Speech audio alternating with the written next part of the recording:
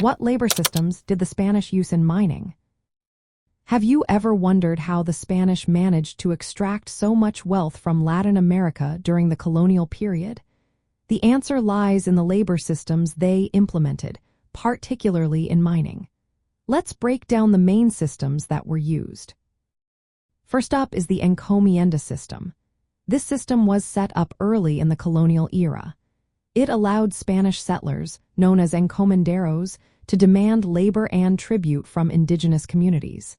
In theory, these encomenderos were supposed to protect the indigenous people and help convert them to Christianity. However, the reality was quite different.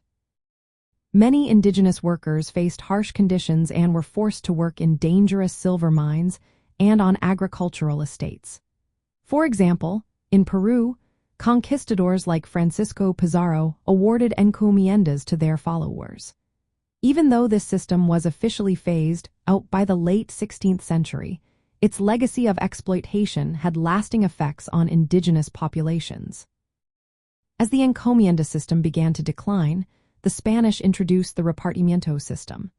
This system aimed to regulate indigenous labor more directly under the control of colonial authorities. Indigenous men were required to provide a certain amount of labor for Spanish projects, including mining. Typically, this labor was supposed to be for limited periods throughout the year and compensated.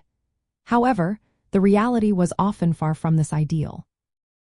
Many indigenous workers were forced to work long hours under perilous conditions, especially in silver mines like those in Potosí, which is in modern-day Bolivia.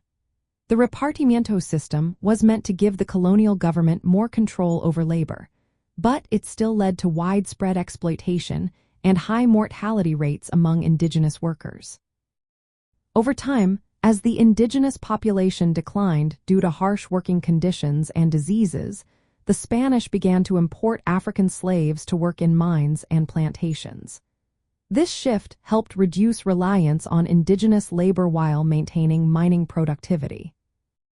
These labor systems reflected a complex and painful chapter in Latin America's history.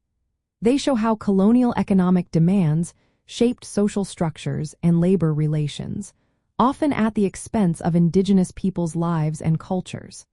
The mining labor systems imposed by the Spanish disrupted traditional indigenous ways of life and caused demographic collapse. Yet, they also contributed to the formation of new cultural identities through the blending of indigenous, African, and Spanish influences. Understanding these labor systems is key to grasping how colonial economies operated and how they influenced the social and cultural development of Latin America. The legacy of these systems is still evident today in the region's social hierarchies, cultural diversity, and economic patterns.